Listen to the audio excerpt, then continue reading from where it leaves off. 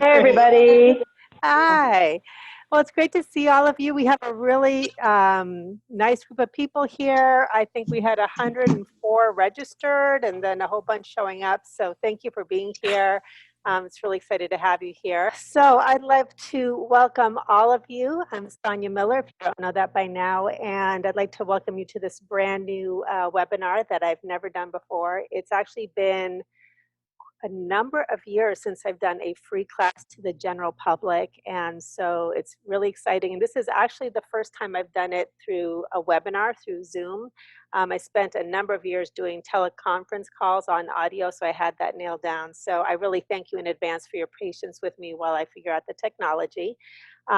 Really excited to offer this class. I've been doing some smaller presentations on this topic and have gotten a lot of really positive reviews. So thank you for giving me the opportunity to take this to the next level.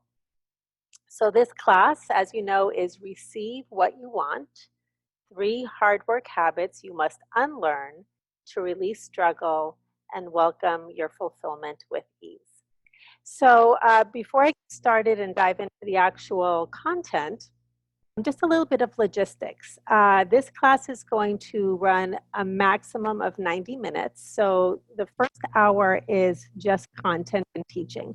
And then I'm going to save 30 minutes at the end for anybody who wants to to ask any questions. It'll just be live Q&A. One thing I'd like to say about this is my intention with this class is that I give you everything that I can around this really powerful concept. And so we're focusing it on 3 hard work habits you must unlearn to release struggle and welcome your fulfillment with ease. Now, these concepts can go super deep, but I'm going to focus it in a way that I hope is really going to be meaningful for the next hour and give you all I can. At the end, I'm also going to share an invitation about how you can learn more and go deeper with these concepts, because I know it's going to inspire at least some of you, maybe many of you, as much as it's inspired me. So at the end, I'll let you know about a program that's going to be a few months long, 11 weeks, and it will be an opportunity to go deeper. So just know that if some of the questions that arise are really too much to address in a 1-hour webinar, there will be an opportunity to go deeper with that. And I'll tell you all about it as we get to the end. Okay? All right. So what you can expect from this class is pretty simple. I'm going to share a little bit more deeply what my intention is with this class. We're going to dive right into why this class matters to you, because it's always really important to me that this be relevant for what's going on in your life. A little bit more about me and how it is that I'm, standing before you or sitting before you here teaching this class. Then we're going to dive into the 3 habits you must unlearn to receive what you want and release struggle. And then I'll give you some more insights into next steps and some Q&A that we'll have at the end. Okay. So going deeper, my intention is to offer some ideas and solutions that can help you unlearn struggle and to generate momentum that inspires you to take what you learned today into your everyday life. In addition to offering some ideas and solutions that can help you unlearn struggle and generate some momentum around receiving what you want in your life, my bigger intention for the work that I do is about relieving suffering. It really boils down to that. It's my nature to help relieve suffering. It's because I spent my life trying to relieve my own suffering and being able to manifest incredible fulfillment in my own life in all areas of life. And one of the key areas that I've seen this struggle or this suffering occur has to do with dynamics between masculine and feminine energy. And one of the things I really want to say up front is, first of all, when I talk about masculine and feminine energy, I am not talking about gender. We're talking about dynamics regarding how people see the world, operate in their own lives, operate and move through the world. So these are qualities and aspects of our being that can be expressed and understood through this lens of masculine and feminine energy. And part of relieving suffering on a global level, because I do think on a global level is I'm passionate about the idea of elevating the legacy that we leave behind as a species, humanity. And so in order for that to happen, through the lens that I look at things, is that we really need to end the adversarial relationship between masculine and feminine, between men and women, between all genders.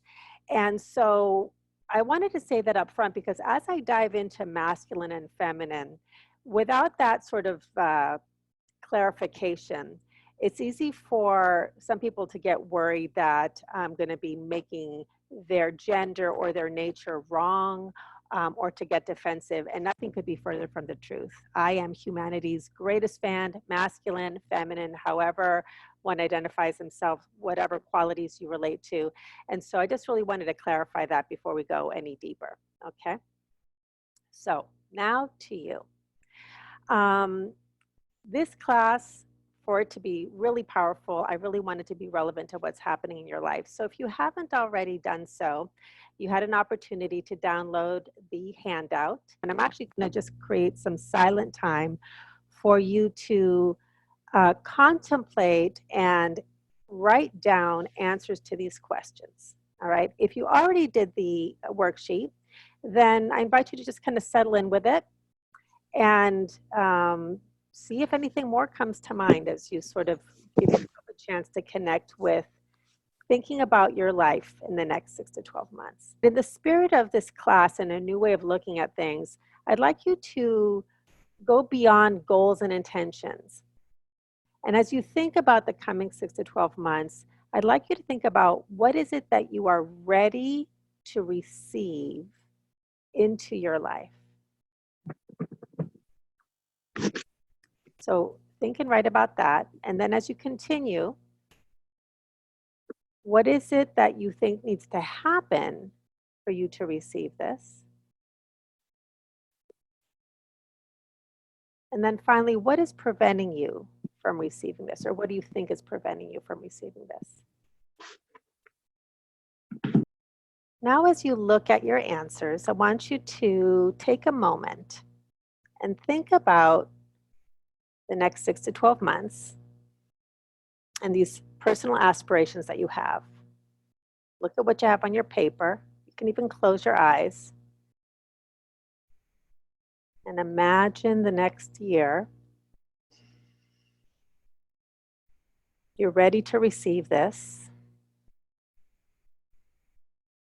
And on a scale of 1 to 10, as you contemplate that, how you would approach these personal aspirations, just make a note of how much figuring out do you think is required to achieve this.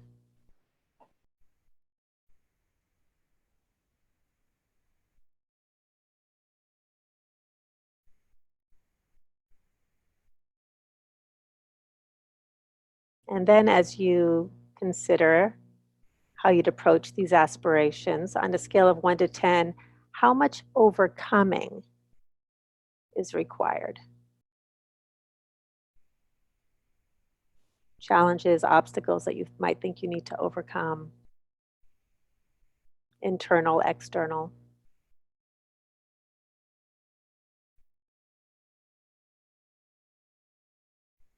And finally, on a scale of 1 to 10, and of course use the scale however you want, but 1 is very little and 10 is superhuman amounts of figuring out and overcoming, how much action is required? And there's no right answer, and this is just for you, but just kind of follow your feeling sense about that. What does your gut tell you? What does your instinct or your first response tell you?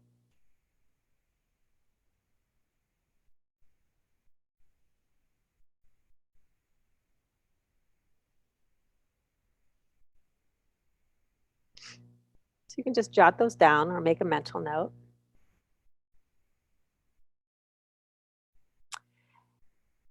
And as we go deeper with this, what I want to call your attention to is when we're talking about how much figuring out is required, we're talking about strategy, research, and energy of pursuing it.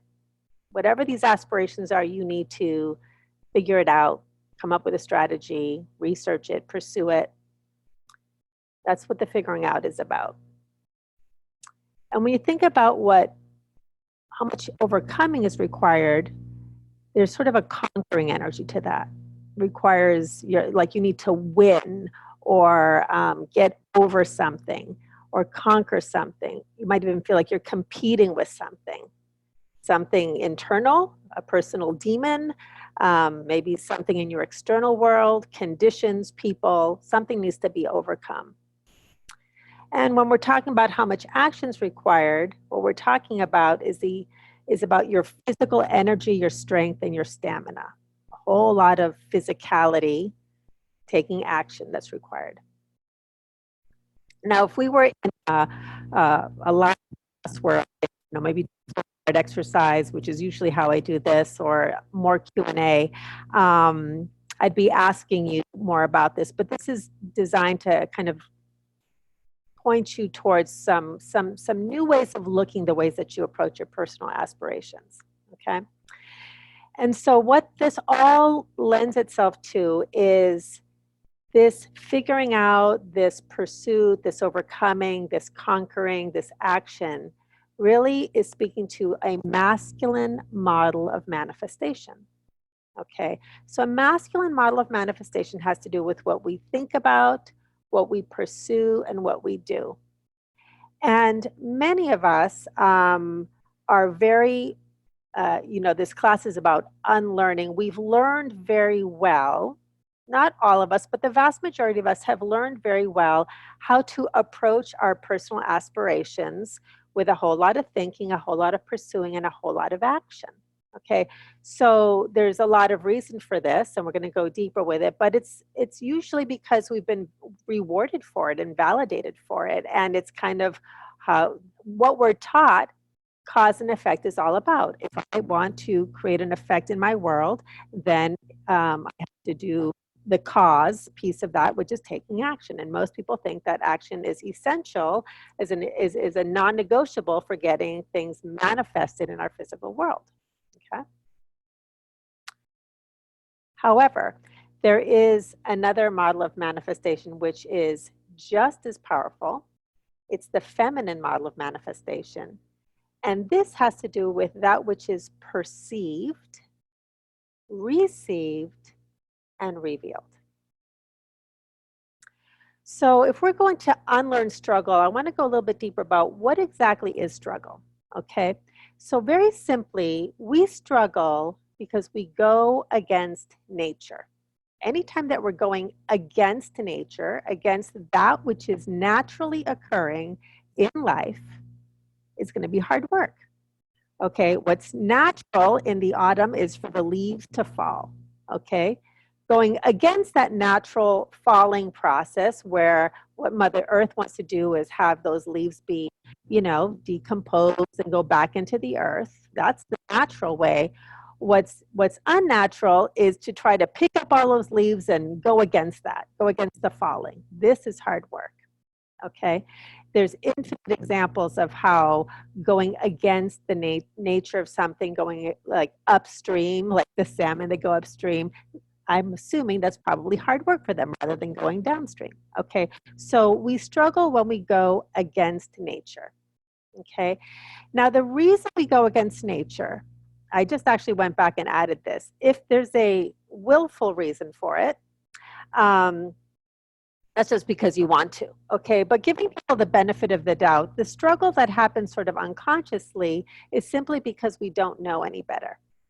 And that means that there's either wrong information or lacking information. That's the main reason we struggle. There's either something that is incorrect or something that's simply lacking.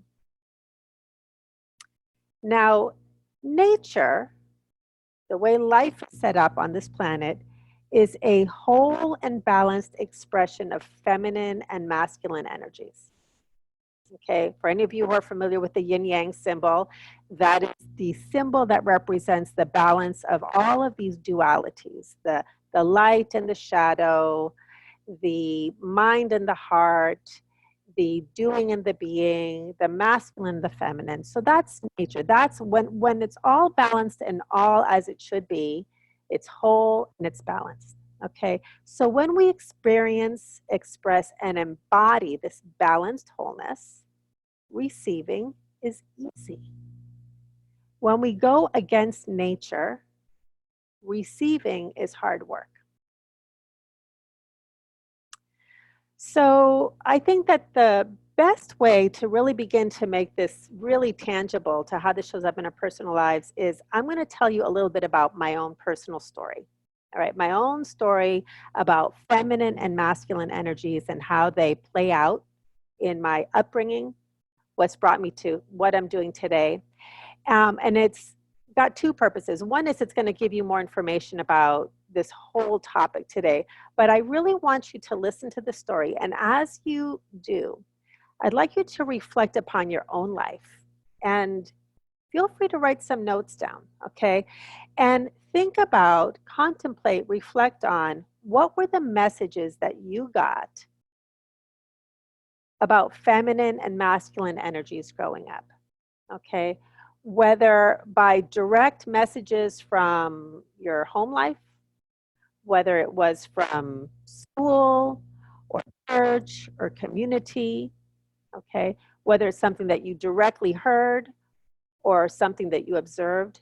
And also consider what was valued, what was devalued, what was rewarded, what was either rejected or judged or shamed. Start thinking about what are those messages that you got, okay? And make some notes about that. So as for me, there's a picture of my mom and dad, me as the firstborn, okay? And then over on the other side is my dad and my brother and sister and I. I'm the one with the headgear and the short hair and a family vacation in Pennsylvania. And my parents were from Argentina. And I was a first generation American. My dad got a scholarship to MIT. And my mom, they both came from Argentina. So when he got a scholarship from MIT, they were apart for 2 years and 4 months, and then they got married by proxy. So here I am, first generation American. And I usually like to say that I was raised as the eldest male. Okay, so my mom was very present in our home and a very involved mom, physically so.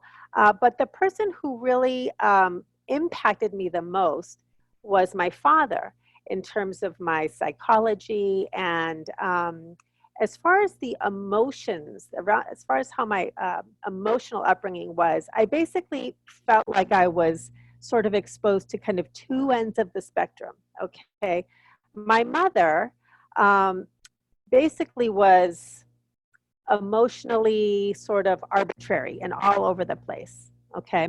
And she was very joyful and jolly in a lot of ways, but I often felt like, and I'll go deeper into this, I didn't really have a safe place to come to with my emotions. And there was a lot of, as an adult, a lot of wounding that I discovered that I didn't realize as a kid. Okay. Meanwhile, my dad, I lovingly refer to him as Mr. Spock if you watch Star Trek. Okay. Very logical, very reasonable. And, you know, basically I kind of decided he was going to be like the parent that I sided with. And so he was the one that really gave me the message of I could do anything and be anything. And so I went through school and I graduated and I was a good student. And then I went to college and I got a business degree.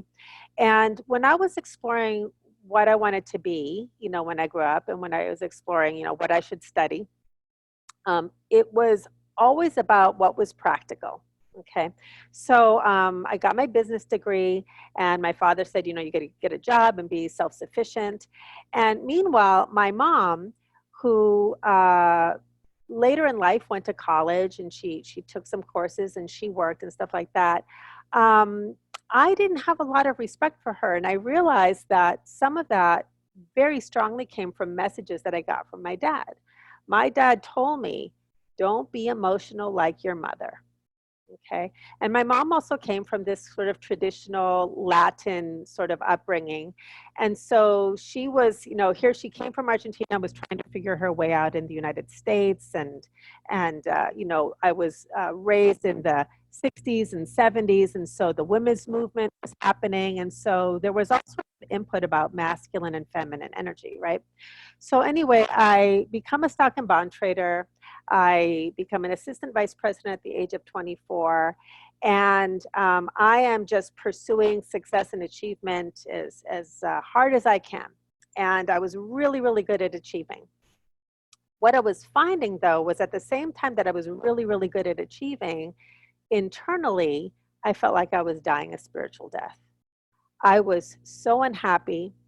I had tremendous low self-esteem. I was riddled with an eating disorder. I was carrying around like 50 extra pounds, experiencing a whole bunch of self-loathing. And I just was absolutely miserable, but it was very private. And I didn't know what else to do other than to just keep pursuing my goals and achieving and being more and more successful, because I thought, well, if I'm successful, then, you know, something's got to give. I'll be happy. But the opposite was happening. The harder I worked and the more I achieved, the less happy I became. So eventually I left the brokerage industry and I moved from Massachusetts to California, and I decided to study, instead of everything that I could conquer in the outer world, how to be happy internally. So I studied psychology and spirituality and energy healing. And basically, I usually say, if it was invisible, I studied it. So metaphysics and quantum physics and how consciousness creates and everything that there was that was of an invisible nature. And I became so good at it after kind of 20 years of self-teaching that I finally wrote the book that I wished I'd had. So I wrote a book. It is called The Attraction Distraction: Why the Law of Attraction Isn't Working for You and How to Get Results Finally. And apparently it struck a chord because it got translated into 5 languages. And I thought, wow, like this whole manifestation thing, I've got it down. I know how to figure it out, right? I figured it out with my head. So I developed curriculums for manifestation. And I developed, I left the brokerage industry, I got a social work degree, and I built this business and lots of clients and success, and I manifested all kinds of things. I manifested the weight loss and healing from bulimia, and I manifested a relationship when I thought it was never going to happen for me. You know, financial gain and twins, and I had babies when I had infertility. So I overcame a whole bunch of obstacles, right? So I thought, okay, got this manifestation thing down. Well, eventually I hit what I call the crash and burn period of my life. And everything that I had achieved started to crumble. And I found myself caring for my mother with cancer for 4 years, and found myself in a contentious legal dispute, and my marriage ended unexpectedly, and loss of all kinds of assets and financial hardship. And so everything that I had come to believe in that it took to be fulfilled kind of crumbled down around me, which then brought me back to this very deep place of surrender and beingness. And this beingness was a really foreign concept to me. All I knew how to do was how to work hard. And what I discovered was that I had even approached this hard work ethic even to my spirituality, even to this inner world. Even the tools and techniques I used were, how do I get this right? How do I do this enough? How do I figure this out? But it was still this pursuing hard work ethic. And eventually, I discovered this feminine aspect of power. And it went like this. This was kind of the defining moment. So one day I realized, Sonia, there's got to be another way. Because I'd studied all of this masculine, feminine energy during my 10 years in an organization called the Sterling Institute of Relationship. So I learned the differences between men and women, and I learned the differences between masculine and feminine energy. But there was still a place that it wasn't touching my life. And so as I realized, Sonia, you've just got to stop. You've just got to stop. And when I stopped that hard work, I had this aha moment. And that aha moment was, Sonia, stopping the hard work, stopping the masculine does not equal the feminine. So the absence of masculine power does not equal feminine power. I thought, so what is feminine power? What is that? And what came to me was the flower. And the flower as a symbol of power, which we're going to get into a little bit later, okay? But that's basically the arc that I traveled that brought me to where I am today, okay?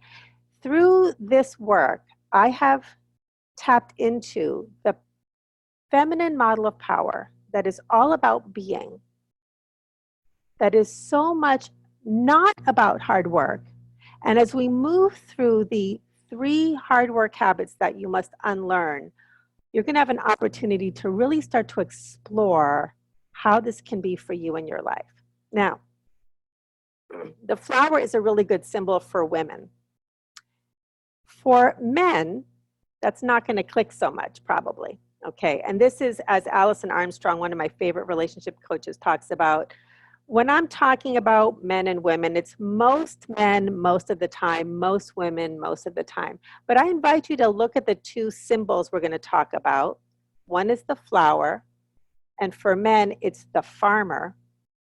And just try on for size the symbols and metaphors that are used here to start to tap into how the feminine model of power can really open up and express in your life, okay? So let's start moving into the hard work habits to unlearn. The first one, the number 1 hard work habit to unlearn is what I call an over-reliance on a malnourished model of power. I should say a malnourished masculine model of power. This shows up differently for women and men. However, the root cause is the same. The root cause of an over-reliance and on a malnourished masculine model of power is what I call the mother wound. So this is what the mother wound is about. An absent or wounded mother cannot properly nourish her child. Now, some of us have had some degree of, we would be able to say, well, my mom was this way. And when I talk about mother wounds and you reflect on your own childhood or your own family or upbringing, it's very important to acknowledge that this is not at all about blame. This is simply about awareness, okay? And understanding that every single one of us is a product of our environment, okay? My mother was a product of her environment. I'm a product of my environment. We're all products of our environment, okay? So you might have had a mother who was either absent or wounded herself, which then prevented her from properly nourishing you. You might have had a wonderful mother, and then you go out into the world. I've had clients tell me about, they had these wonderful mothers who were actually very nourishing, and then they went to kindergarten, or then they went into the workforce.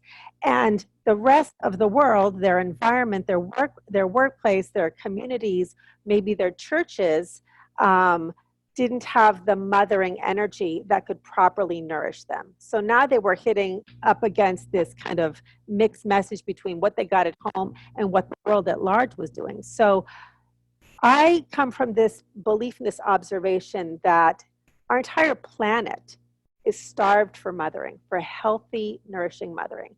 And as we do this, we come into balance and we start tapping into how to unlearn struggle and really start to move from surviving into thriving, from crisis into being creative, from really receiving what we want, which then liberates us to be a contribution to the world rather than just consuming because we're trying to heal our wounds, okay? So an absent or wounded mother cannot properly nourish her child. This malnourishment causes the child to cope and compensate in whatever ways possible. They learn to survive through struggle and hard work. This is where the learning of hard work comes in. Conversely, the empowered mother receives you unconditionally. This means that she receives you and you're able to experience reasonless love. She loves you for no reason. You don't have to earn it. You don't have to perform to be loved. You always feel welcome to come exactly as you are. You feel accepted and respected. In her presence, you can rest, relax, melt, and simply be. So your first experience of receiving is how you are received by your mother. That is our first experience of receiving. When you are received without conditions, when your emotional needs are met naturally, you learn to receive from life with ease because that is all you've ever known. It's normal to you. You are received simply because you exist. So, how do we start to shift from this hard work ethic, this hard work energy into ease? We bring balance. We bring balance to the feminine, the masculine. So I think of this as feminine, masculine energy 101. Okay? So the feminine is about being. The feminine values your presence. The masculine is about doing. The masculine values your performance. So bringing balance to this hard work, do, think, perform, pursue, in other words, an over-reliance on this sort of hunter-warrior model, is about nourishing the feminine, giving life and power and strength to the feminine to rise up and bring balance to it. One of the things that we see in our culture and in the world, especially in Western culture, is we see the feminine fighting for its rights against the masculine. That's more fighting. That's more adversarial. That's more hard work. Okay. That simply doesn't work because it's the feminine trying to gain power by being more masculine and fighting. I like to say that masculine energy fights or does, it's a doing energy, or penetrates. Okay, so it's a doing energy. That's the masculine. The masculine energy fights. The feminine energy stands for its value, stands in its beauty, stands for its essence. Okay, so if you are a woman, you might want to lean towards being the flower. If you are a man, as you start to connect with this beingness, you might want to lean towards this farmer energy. So I'm going to talk a little bit more about it. We nourish the presence, we nourish the being. If you're a woman, we remember that the flower, what does the flower do? Okay, she's just there, standing in her place, just growing from the earth. She doesn't hunt anything. She doesn't pursue anything. She doesn't examine anything. She just is there, being. And life gives her everything she needs. She just receives all day long just by being there. Okay? She receives everything. She judges nothing. This is the divine mother energy. She responds to all of life. She pursues, examines, and hunts nothing. She contributes to all of life by her mere presence, and her being is an eternal invitation. So let me talk a little bit more about what that's like, okay? So here's this flower, right? She's manifesting everything she needs, and I'm going to guess a lot of what she wants. She receives the water, she receives the sun, she receives the minerals from the earth, she receives everything that she needs, right? Hunts nothing, pursues nothing, does nothing. She's just being what she is, all right? Meanwhile, she doesn't judge anything. What she's receiving is everything. So if the manure stinks, she doesn't push it away and judge and say, oh, this stinks. She receives it and it moves through her, okay? If the sun is too hot, she doesn't reject that or fight it. She receives it. It might be intense. She might dry up. She might feel discomfort and pain, but she receives it fully and it moves through her, okay? Meanwhile, she attracts bees and animals and humans that come to her just because she's being there. The bees pollinate and spread everything that she has to offer and feeds the planet. So there's a feminine model of power where she's simply being, okay? She's attracting, manifesting everything that she needs, and she's a constant invitation.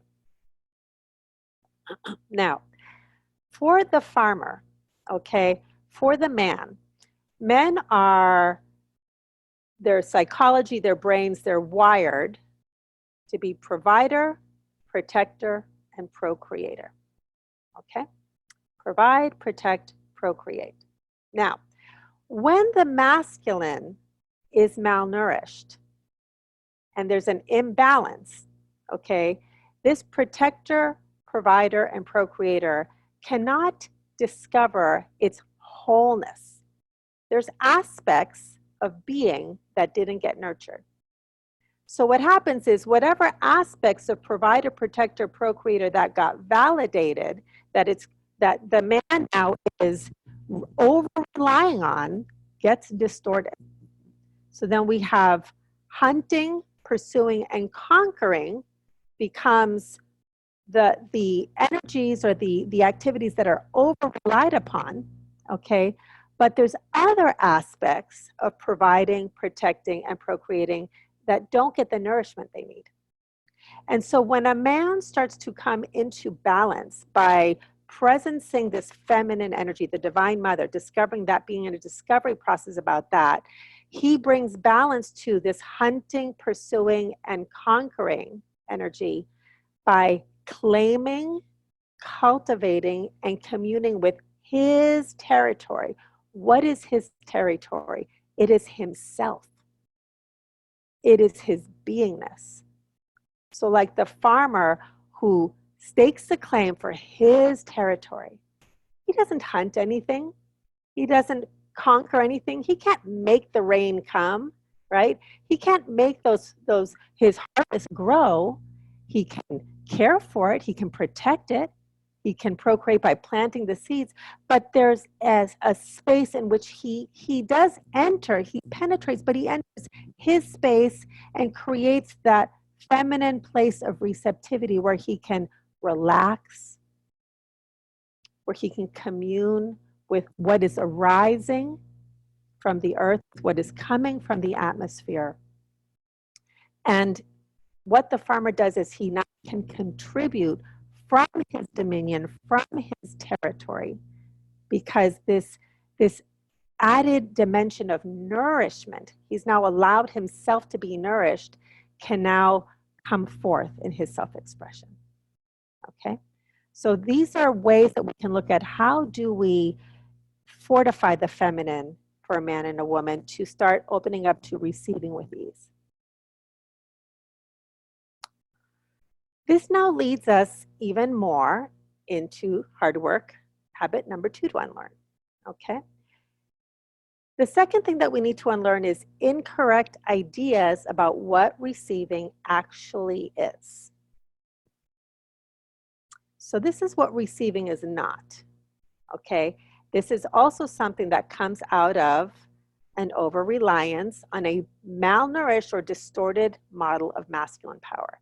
So receiving is not about getting, having, accumulating, keeping, or even arriving. In other words, it's not a finite thing that's done. Okay? It's not, especially this idea of getting. We think, all right, I need to get this.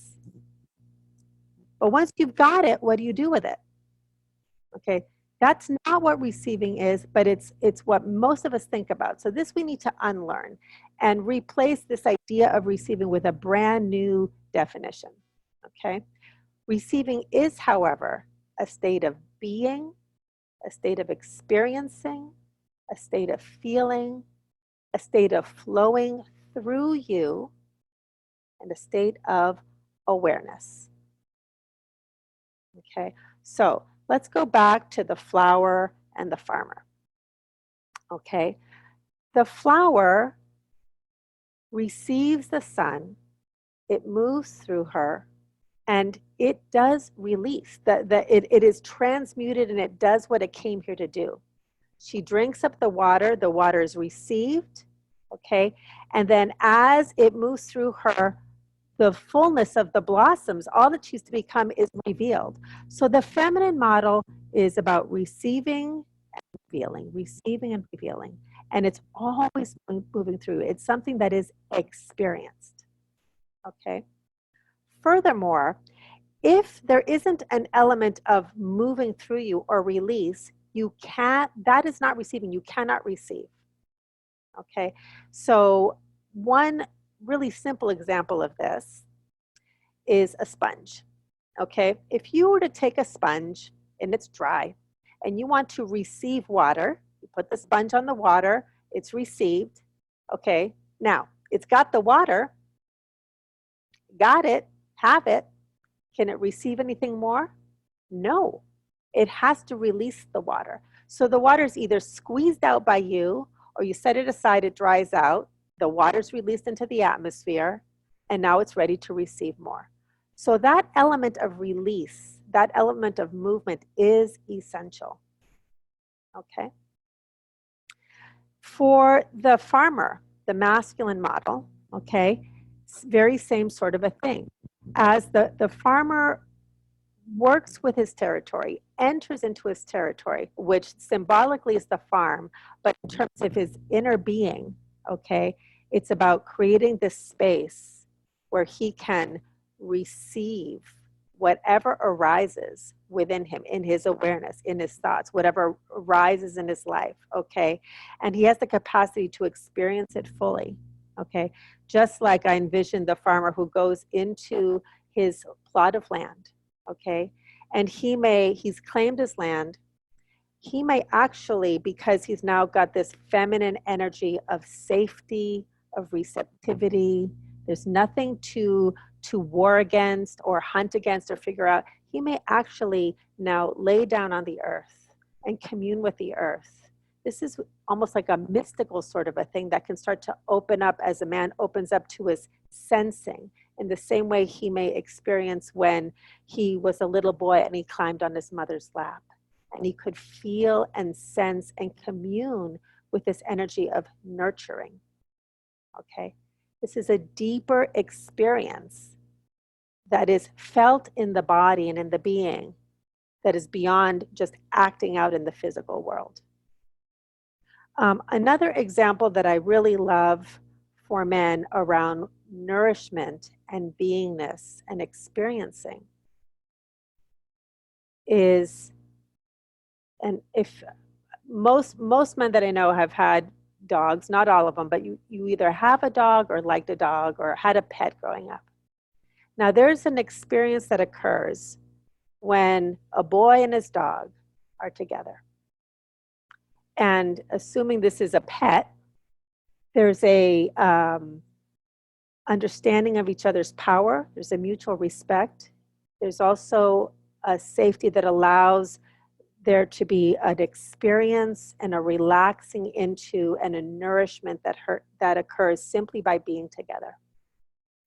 So I invite you, if the farmer or the masculine energy is for you, to keep looking for, use the hunter instinct to look for experiences of feeling, being, receiving, and awareness that open you up to the feminine presence or model of power for you. So as we go into hard work habit number 3, to unlearn, it's about this idea that when we receive, what most of us do is we are selective. So we need to unlearn being selective about what we receive. The way it usually works is this. We receive what we want. We're like, yeah, I'll receive that. That's great. No, I don't want that. Yes, I want this. No, I don't want that. That being selective, what it does is it interrupts the flow of receiving. Okay, I did a video a little while ago where the title was How to Receive What You Want. Okay, now back to the flower is never selective. The flower receives everything all day long.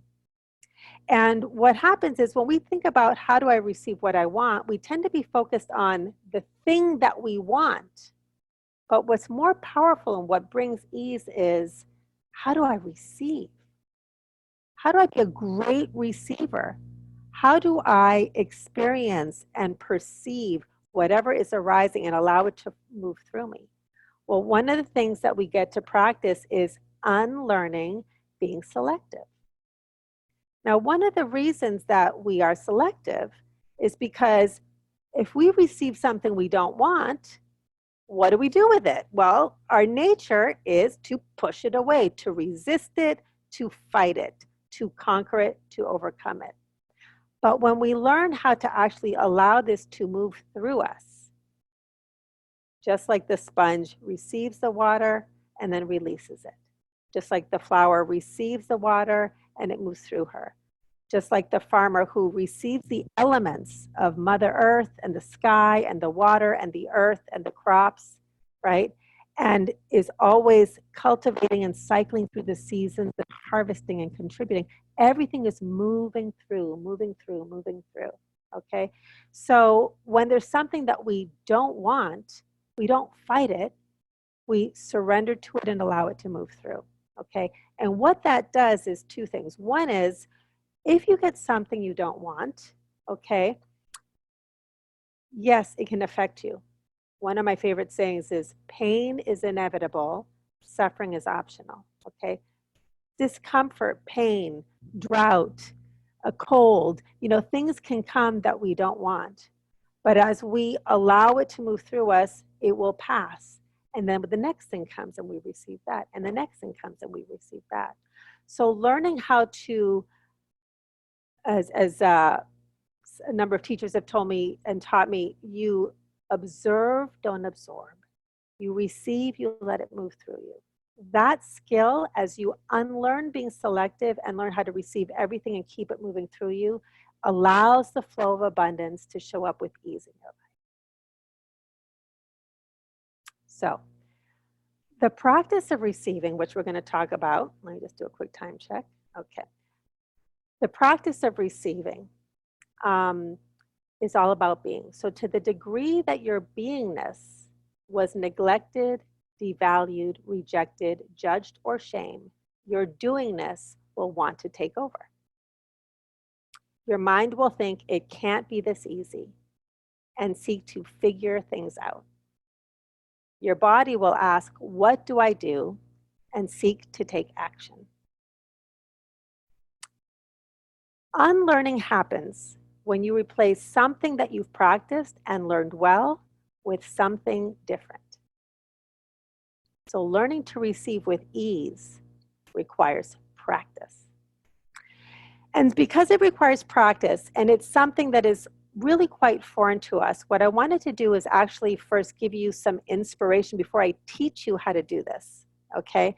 Because, as I said, your mind and your body are going to say, it doesn't compute, okay?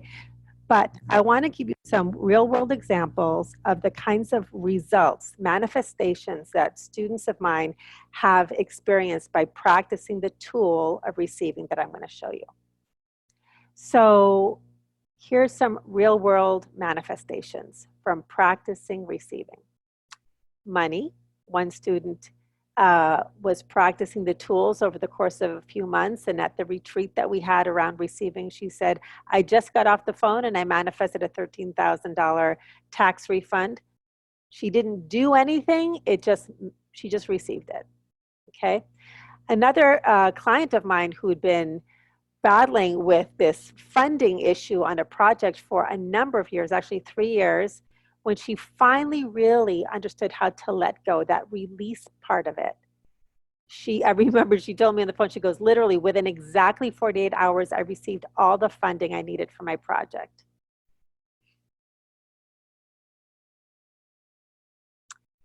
Some people have manifested sales. The student said, it's simply magical. Bad things show up, but they pass through quickly. There's that releasing. I keep inviting more and better, and sales that I used to hunt, back to that masculine model, are simply coming to me. Another student manifested abundance. She said, I feel empowered. I've shifted from being so hard on myself to being gracious with myself. I'm experiencing a big letting go and monetary abundance. It feels really integrated and really good. Loving communication. I'm noticing my voice. I've been able to communicate with my family in such a loving way. With family or very uncomfortable situations, I've been able to let emotions pass through me rather than fear that they last forever. They pass so much quicker. Another student, she wrote me, she says, I woke up with peace. I had the aha that when I feel safe, I can receive more. In corporate America, where there's a lot of reinforcement and validation and learning around hunting the sales. I've had clients have really big sales and accounts come in. I'm eating this stuff up. Another $200,000 deal just fell in my lap from one student. And then moving on to something of a very intimate nature, self-forgiveness. I didn't expect to release what I did. I didn't seek it, I received it.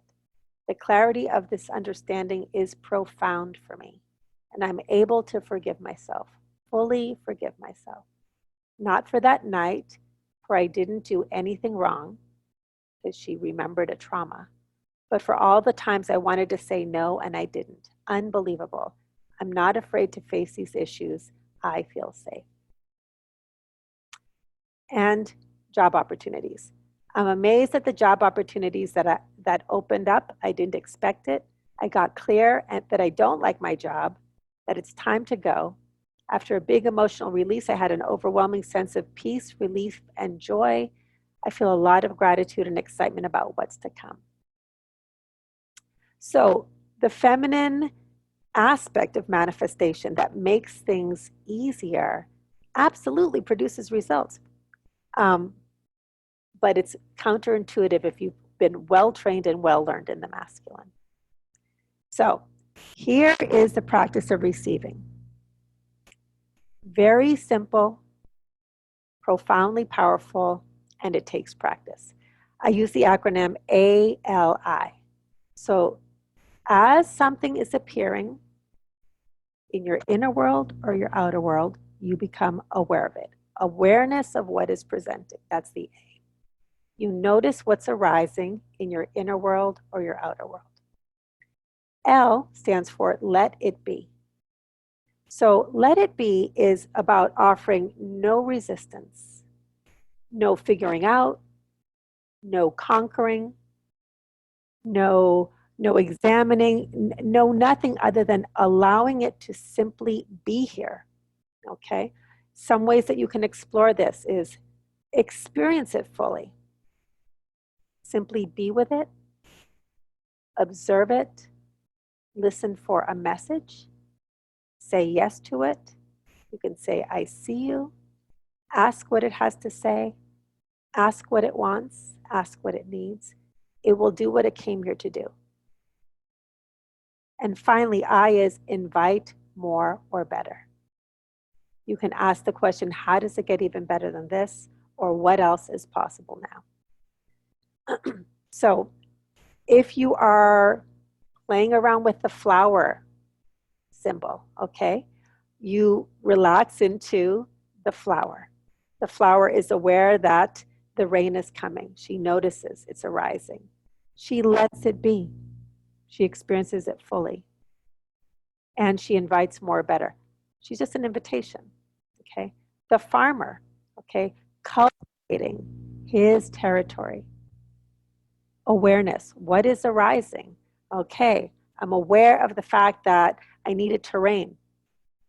I let it be. There's nothing you can do. Okay. So you experience this fully. You surrender to what's arising. You observe it. Okay. Now, if you can irrigate, great. If not, what are you going to do? You're going to commune with it. You're going to be with it. You're going to cultivate. Sometimes that drought, like for vineyards, is actually good for the plants. Okay. But it's really a process of letting it be. And then the inviting more better, it's really holding space. It's the protector, the guardian of your territory.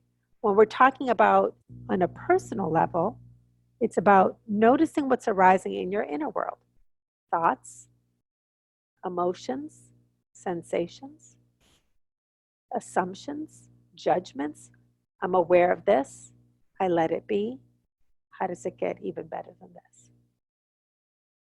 Okay. If something happens in your outer world, let's say you get, I'll give a real life example of a client who was like, she thought she had a deal, a big sale coming in. And then she got an email that it wasn't going to happen. Okay. Rather than battling it or trying to figure it out or hunting it, I'm aware that this deal is falling through, and I'm aware of the assumption that I need to do something to fix it. And I'm aware of the fact that I'm really stressed out about it. I let all of this be here.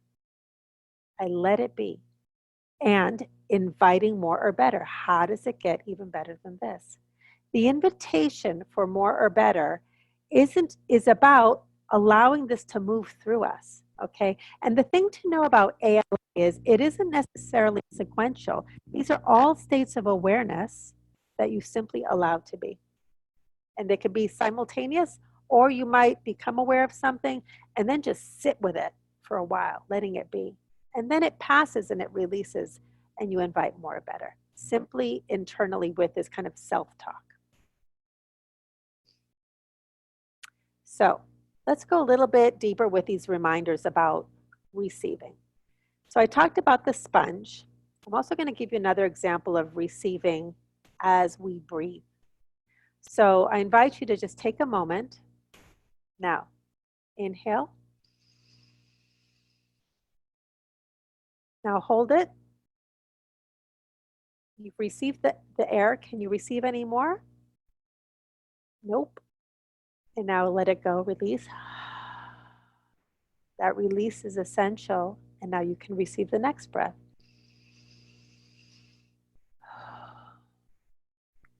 So you cannot receive more in your life without releasing what's here. And so I'm going to give you another way of looking at releasing. And I'm going to invite you to use your hands if you'd like to. So I'd like you to think about something that's showing up in your life, okay? It might be something good, and it might be something bad that you're dealing with. So if you put your hands up like this, okay, you're in receiving mode.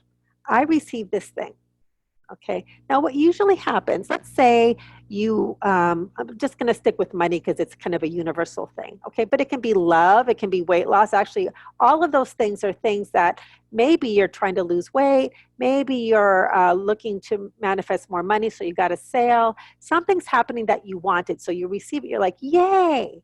What happens when we receive something like that? Usually what happens is we attach to it. So our hands go like this because we don't want to lose it. Now, if your hands are like this, can you receive anything more? Nope. You are now one with that thing. You are now bonded to that thing, and it cannot pass through you. Okay? So you receive it. Thank you. I experienced the money. I experienced the weight loss. I experienced the sale. Yes, I receive it. It moves through my life. I experience it fully. And I invite more. How does it get even better than this? Okay? Now, let's say you received something bad. Somebody rejected you or judged you or you gained some weight, or the IRS said they're taking your money, okay? Something bad, or they're coming after you, right? What do we do when something comes in that we don't want? We try to push it away. Push, push, push, fight it, okay? Now, can I receive anything with my hands if they're up like this? No, right? So we have to receive that thing we don't like. Okay, I'm gonna observe it. I let it be here. I let the IRS phone call be here. I let that rejection, that judgment be here. I let it move through me. How does it get even better than this? And now the hands are ready to receive again. So release simply happens when you let it be, okay? And remembering that we're not hunting anything, life is always providing the next thing. That's what allows the flow to happen. And your only job is to receive what's already here. That's it. You receive what's here, it moves through you, and then you receive again and you receive again. This allows you to receive and experience fully. And what happens a lot, for example, in relationships is we get so attached in our relationships when fear or insecurity or something that we don't like that we're pushing against, we glom onto it or we push it away. And then what happens? We're not able to experience that human being, experience them fully. Okay, so we're shifting from getting and having to experiencing fully. So as we start to wrap it up, a little bit of a review. Hard work, habit number 1 to unlearn is an over-reliance on a malnourished masculine model of power. Hard work habit number 2 to unlearn are incorrect ideas about what receiving actually is. And hard work habit number 3 to unlearn is being selective about what we receive. So let's talk about next steps, and we're going to move into Q&A. So the first thing that you can do is to start practicing receiving in your life immediately and just notice what shows up. And I'm going to invite you to have a little something on your phone or a little notebook. And as you practice saying yes to whatever comes, just letting it be here and inviting more or better, notice what shows up in your life, A. And B, notice how whatever doesn't feel good, how it moves through more quickly when you simply let it be here, as opposed to try to figure it out or conquer it or make it go away. Okay? Keep track of everything big and small. So if all of this is inspiring you and you'd like to go deeper and really learn how to bring the power of receiving into your life, I invite you to consider joining me in the Receive Now program, an 11-week journey of relief and results that welcome your heart's desires without wasting time or working harder. You can get the entire description of the program, all the details, and lots of inspiring case studies and student interviews and testimonials to show you what is possible in your own life. If you decide to join me, just know that this is something where the doors are always open. And so we have a year-round program. It's evergreen, so that it's as accessible as possible whenever people are really ready to just jump into this incredible opportunity. When you register, you will gain immediate access to the 30-day Start Receiving Now daily micro teachings. It's a challenge that I created where all you have to do is receive the email or just go directly to the playlist of 30 emails and you press play. You listen to a micro teaching that's 5 minutes long, and it's all about discovering what you can receive in your life, 15 minutes a day of doing nothing, really shifting from doing to being and discovering the power of creating space for you to receive. You'll also have immediate access to the video curriculum of the Receive Now program or the Receive course. And this includes 11 training modules, which includes 1 orientation and 10 independent trainings that do not have to be followed in order, but there is a kind of a natural logic to them. So these are the 10 powers of being, and it walks you through how to access your power through being all tied into ALI and practicing that in your own life. It also includes 9 follow-along guided practices, again, designed to nurture the power of being. You also have immediate access to live weekly group coaching calls with me. This is lifetime access. So you have lifetime access to the curriculum, lifetime access to group coaching calls and support with me. So far, depending on size and what I'm doing, there are sometimes 2 calls per week or 1 call per week. Right now, we're doing 2 calls per week. They are currently, at the time of this recording, Tuesdays at 11 a.m. Pacific time. You can just drop in, and Thursdays at 5 p.m. Pacific time. So we support people in different time zones with different schedules. If you cannot make it live, you have a link that you can send me your questions directly, and I will do my best to answer those. I love getting those during the Q&A session or the group coaching session. And then everything is recorded. So each new set of Q&As and group coaching calls, are that term is used interchangeably. These are emailed to you directly every week. So you get these powerful Q&A sessions, and then they are added to the Q&A video library. We have 146 videos and counting. And every single time we do a recording, Jessie goes through it. She gets all of the topics, creates timestamps within the video, so you can just skip ahead, search on the topic that's of interest to you, and listen to that segment or listen to the whole thing. I love hearing what people receive by just having these playing in the background and in the car, and the ahas and the breakthroughs they have. This is definitely much more than Q&A. These are very rich conversations and a beautiful opportunity to connect with community members. The community of Receiving Now keeps growing, and you get to meet other people who are traveling the journey with you. When you do decide to register, there are payment options. At the time of this recording, it's $897 paid in full, or 12 monthly payments of $97.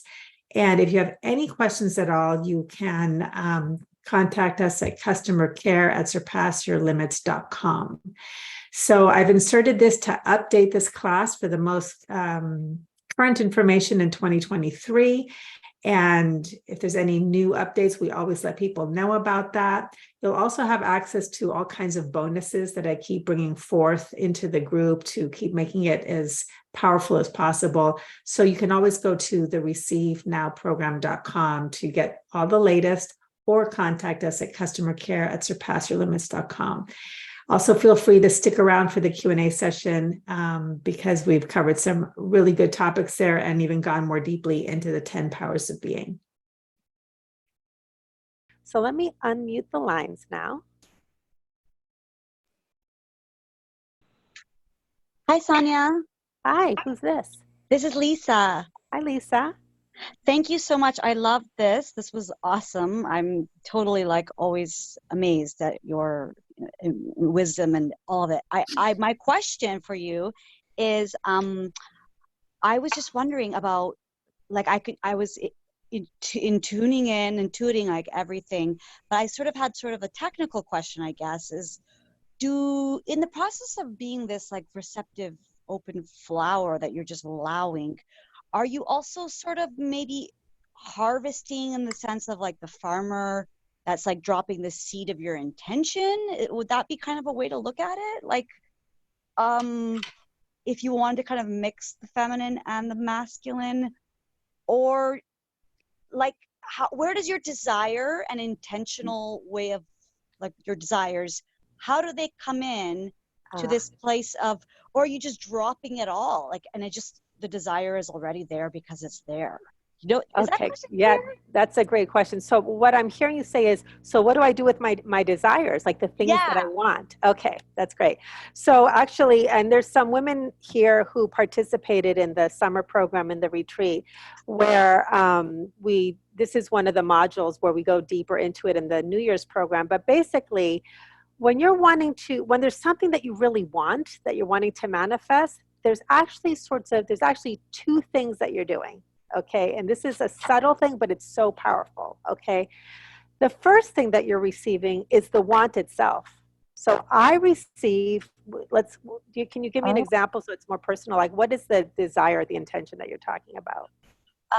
Okay, Or just sure. one Like, example? Yeah. you know, the relationship of my lifetime, like my dream man, let's say, my Okay. marriage, like someone who I would want to take it the whole way with. Okay, great. So what I like to say is when you receive what you want, okay, when you're dealing with a specific want, you're actually receiving two things. You're receiving the want itself, the desire. I receive the desire, the wanting to be in Hmm. a successful, a fulfilling marriage, right? And then you receive the what, which is Oh, it's kind of it's almost subtle, but so now you're actually receiving the marriage. So how do you do that? Okay. And I'm really glad you asked this wow. question because this allows me to go deeper into something I actually forgot to mention. When I say receive what you want by unlearning struggle, what I'm talking about is I'll be supporting you and guiding you, or what I want to illuminate is receiving what you really want, not what you think you want. Hmm. Okay, so most of us have these goals and intentions, which are usually a thing. I mean, we can talk Hmm. about feelings, but usually we want a thing. We want a job, or we want a relationship, or we want a house, or we want more money. Okay, and these things that we want, I always say that there's only one reason for any goal you ever have, and that's because you are chasing a feeling. You think that thing is going to give you a feeling. So, marriage, what you really want when you say I want a marriage, there's a feeling associated with that. And you can contemplate and write about it, but it's what I call the essence of your goal. So it might be love, it might be connection, it might be partnership, it might be passion, it might be intimacy, it might be play, it might be companionship, but there's an essence to it, a feeling. And so when you're receiving the what, okay, what that means is you identify the essence of your goal, and then and this is what's so powerful, you start to open your eyes to receive, to look in your life at where does this essence already exist for me? Because here's the Okay. thing, life provides, remember how I said life provides everything? Let's say the essence is love, right? So love is here right now, always in your life. But when we are in wanting, all we see is lack.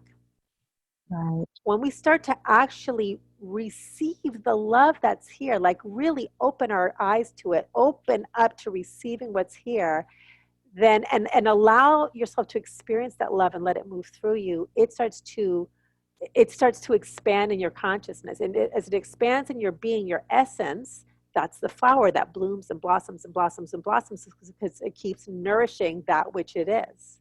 Hmm. Does that make Okay. sense? That does. Okay. Yeah, that's beautiful. Okay. That's amazing. Okay. Thank you so much. You're welcome. You're welcome. Yeah. Thank Thanks you. for being here. Yeah. Anybody else have any questions?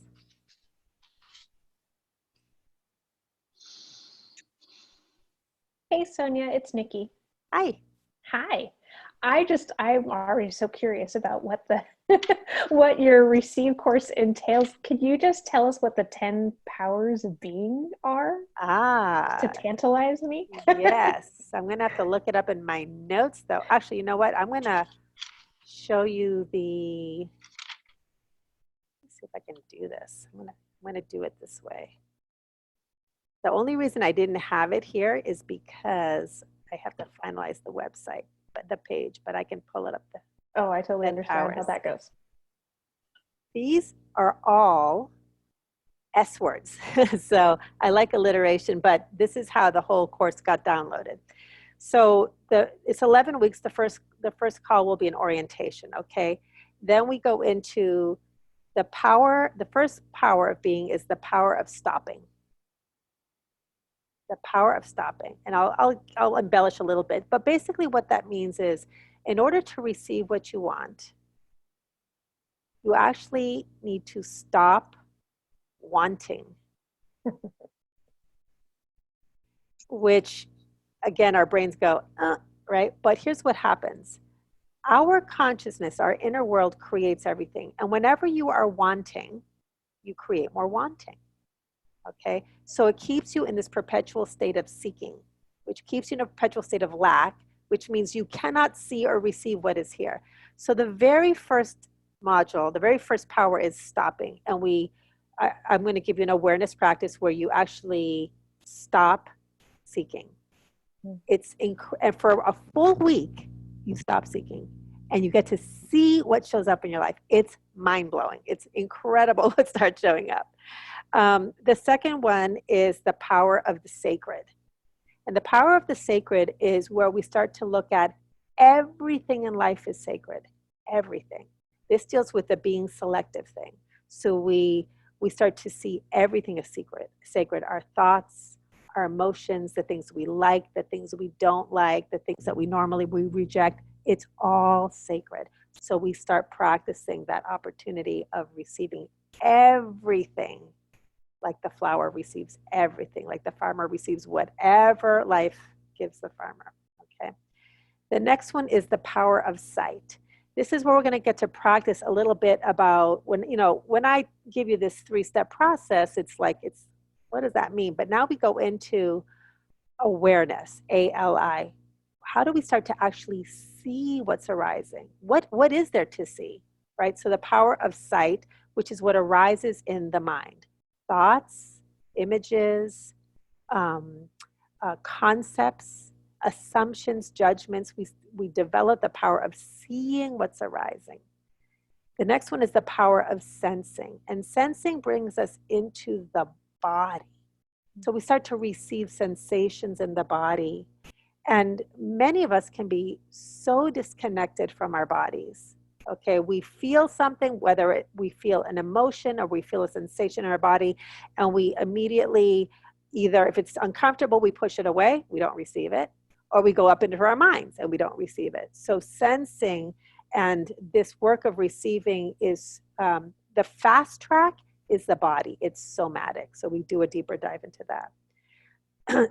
Then we move into the power of spaciousness. And spaciousness is we really explore what it means to let it be. Just opening up.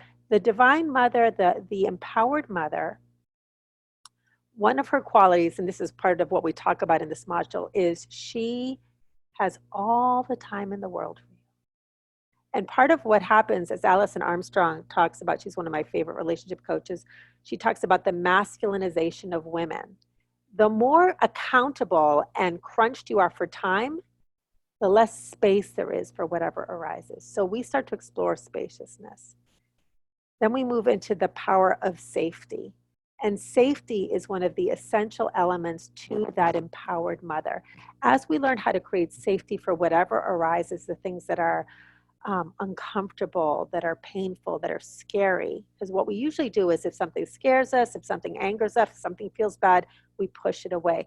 When we become the safest place for everything that arises to move through us, then we start to receive all of us. That experience of being received opens up our manifestation through receiving. Then we move into the power of shifting. And that's part of what I was talking about with Lisa, is we start shifting from seeking what we think isn't here to seeing what is actually here.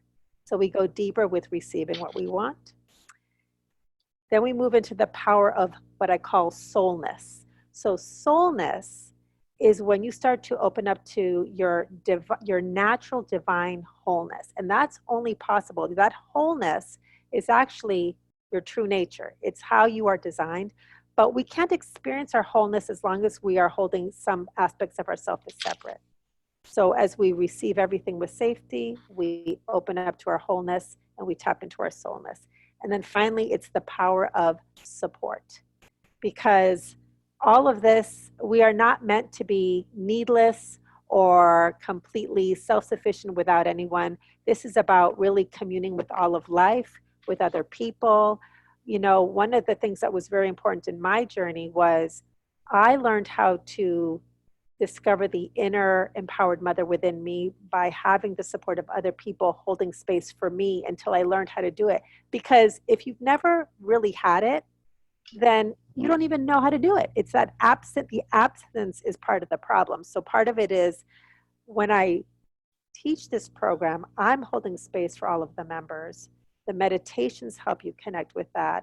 And this is something that is a way of being for the rest of your life. So support is, how do I incorporate this in my life moving forward? And so those are the 10 powers.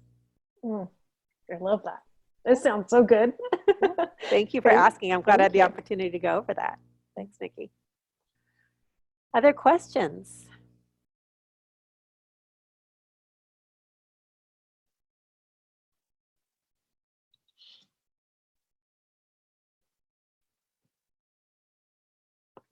Feel free to send it in the chat if you'd like to. Hi, Sonia. Hi. Hi. I want to ask, maybe you're probably going to talk about that in the training, but I don't know if you can talk a little bit about it now, about how to move from seeking to seeing. Well, I'll go a little bit deeper into the question that I answered for Lisa. Okay. Yeah. The first thing is understanding that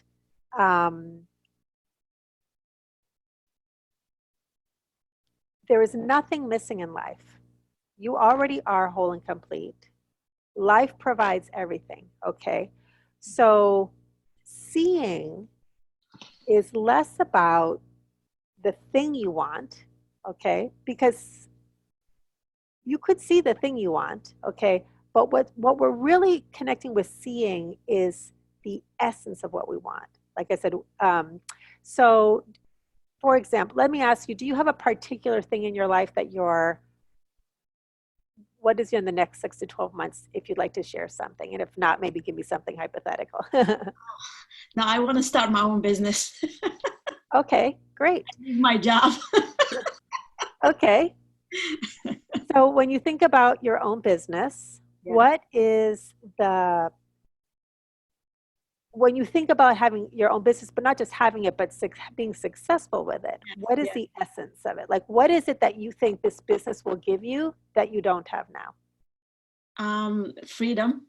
Okay, freedom. I have my own schedule to take time off when I want to, and be able to serve people in a different way. I might be serving a little bit now, but not the way I want to serve people.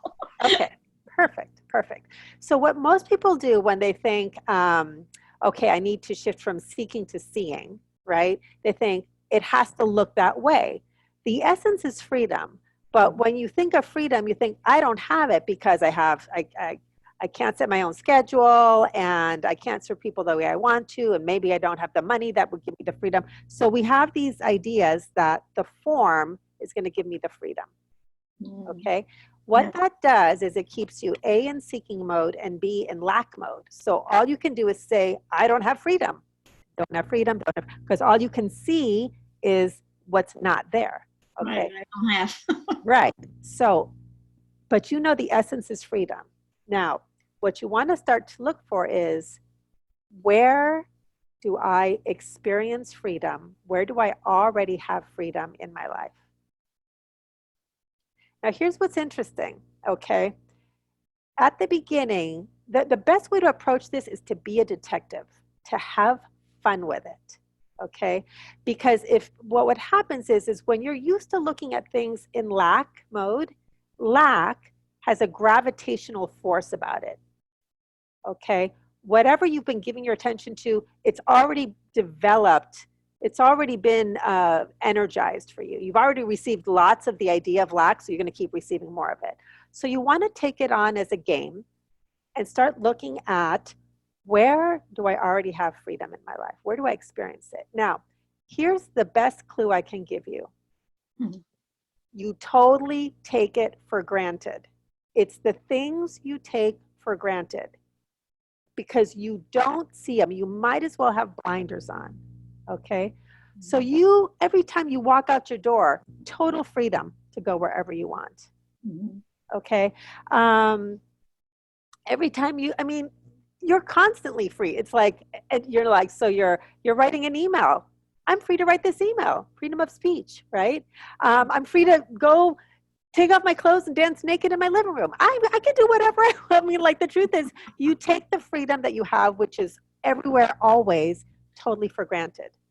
And so once you start to become a detective and play with it, your practice then is every time you notice it, say, I'm dancing naked in my living room. I received this freedom. How does it get even better than this, right? I walked out my door. I'm totally free. How does it get even better than this, right? So let me give you another example, because this was really powerful for me. When I was caught in lack around money, right? I really drilled down to, well, I don't lack money. I have money. So what is the essence that I'm after? And I realized when I just really got like, what's the feeling I want? Because I'm obsessing on a sale or a this or that, but what's the feeling I want? And I realized what it was I want predictable, abundant flow. I wanted it to be predictable. I wanted the feeling of there's always more coming, there's always more coming, there's always more coming, rather than fits and starts. I had money in the bank, so I'm like, why doesn't that feel abundant to me? It's because I didn't know where my next income flow was coming from. So it's like, it's predictable flow. So I'm like, I need to start looking for predictable, abundant flow. I go for a walk every day. It's my exercise, and I live in a beautiful green place filled with trees. I started looking at, oh my gosh, there's so many leaves, there's so much abundance and flow into my eyeballs of these green leaves. Oh my God, there's so much predictable, abundant flow. I received this. How does it get even better than this? You know, I mean, and I have so much green around me, so much green. I just started to totally receive the abundant flow of nature and the green and the leaves and the trees and the air in my lungs that I never had to think about or worry about. Well, flow started opening up for me. It just did. And when it wasn't there, I said, okay, I got another money story, which is a really good example of this. So I was in flow for like 2 years. I never even had to market myself. I didn't have to think about it. I'm like, when and how did this happen, right? Because I used to market, hard work, right? And then I caught myself. I caught this thought arise. And I thought, Sonia, this can't last forever. You might need to go pound the pavement. You might need to go market yourself. You probably should do something about it. And I noticed that thought arise. So I said, I received the assumption that I have to do anything for money to flow into my life. I received the assumption that I need to market myself. I received the assumption that I'm going to run out of money. Like all of the thoughts and things I just received, this is part of sight, right? I just kept noticing the thoughts, the assumption. You kept receiving these thoughts that were kind of, negative. And you receive it all. You're not I didn't try to analyze it. I didn't try to talk myself out of it. You receive it, right? So I received it. Okay. I let it be here. How does it get even better than this? The next day, I did that for 1 day. The next day, I had 3 phone calls out of the blue that wanted to talk to me about working with me, and they signed up as clients. So that's what shifting from seeking to seeing is. Seeing. Okay. It's seeing the thing, first identifying what you really want, the essence, and then seeing what you've been taking for granted. Does that help? Yeah, that helps a lot. And then when you said receiving fast track is through the body, can you explain a little bit about that? Yes. So your consciousness creates your reality. Okay. Now, the sum total of our consciousness creates our reality. So it isn't just what we're conscious about, it's what we're also unconscious about. Our subconscious, the experiences that we had growing up, for example, when I talked about the absent mother or the malnourished, not present, right? So we get these ideas and these beliefs that you may have heard about, the unconscious or subconscious mind. And I was actually talking to my mentor about this, because it was something I observed and he reinforced it, which is there's 2 ways to change the subconscious mind where there's lack and basically lack and fear and stuff like that. Okay, one is through the mind. Okay, that's the masculine model. And the other way is through the body. And what he says, which I've come to believe myself, I've come to agree with, is the subconscious mind is the body. It is the body. It's the feminine. Okay.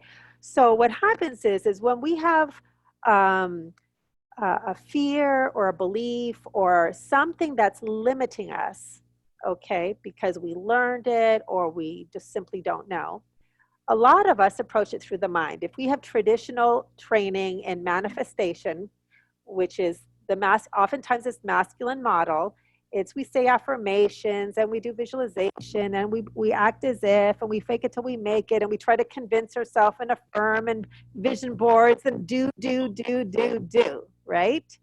Now, if instead of and that, by the way, is a really inefficient way to reach the subconscious mind because you're trying to change the way you feel, and how you feel is your consciousness. If, however, you start to receive the feelings of the body, you let them be. And part of what we practice in this program is we start to create space between the mind and the body. Because what happens is we have thoughts and then there's feelings, and they're like the automatic thing that happens is that they're glued together. And so what happens is we try to feel different by changing our thoughts. It's a very difficult way to change how we feel and change our consciousness. But when we start to create a little bit of space between the thought and the feelings and just let the thoughts do what they're going to do. And meanwhile, the body feels and senses whatever is arising. You learn how to honor it. And breathing is I teach a method called the breath method. But there's very simple, it's so simple.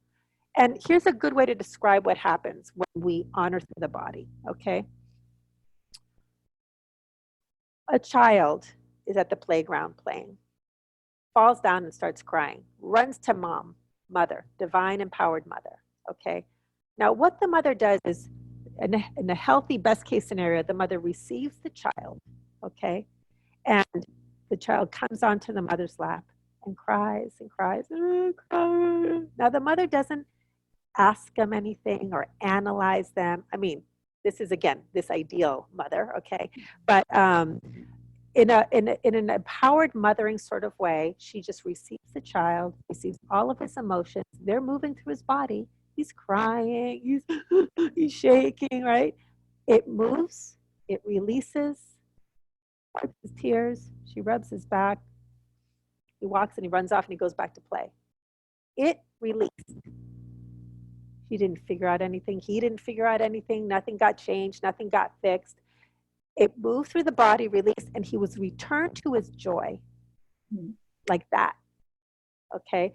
If she had interrupted that flow, right, which we do a lot because this is part of what's happened in our culture, this is part of masculinization, is we have these feelings, and instead we start analyzing it. Or somebody starts, well, what happened? And starts to find solutions and like think. We've now interrupted the body's natural process, okay? And that, whatever's in there is still there, okay? It can't release if it doesn't have that physical somatic honoring, okay? So it's much more direct to learn how to sense and honor what's arising in the body than to analyze it. And I'll tell you, one of those inspirations about that woman who had forgiveness of herself and no longer was afraid, and she was able to let go of a trauma of the past. It's because, I mean, she had been, working on some of her mother wounds and things like that through therapy and talking about it and medication. And, I'm not saying this is necessarily a quick fix, but when she had the opportunity to really acknowledge what was arising in her body and have the tools and the safety to allow it to rise, she had a very strong physical experience of release, but that broke through to that experience of transformational self-forgiveness because it just released through her body. So that's does that help illuminate that a little bit? Yeah, I wanted just to ask a quick question. Maybe that's not a part of this, but like how some different people had different traumas like a long time ago, but then they start practicing receiving does that help the old stuff or no? Yes. And now I will say that part of what I will talk about in that course is Yeah. there are things that we can do through the practice of receiving, and then there are things where we need support with trauma. And I actually have a different modality that I'm being trained in because it's been so powerful. It's called the closure technique. And my mentor, he was actually on the call, Marshall Bircher. So this starts to incorporate some kind of side. So here's the 10 powers, and over here in sensing and seeing, this is when we start to look at where people might need some additional support if there's some old trauma that they need to address. Okay. Yeah. Thank you so much. You're welcome. Thanks for your questions. Any other questions?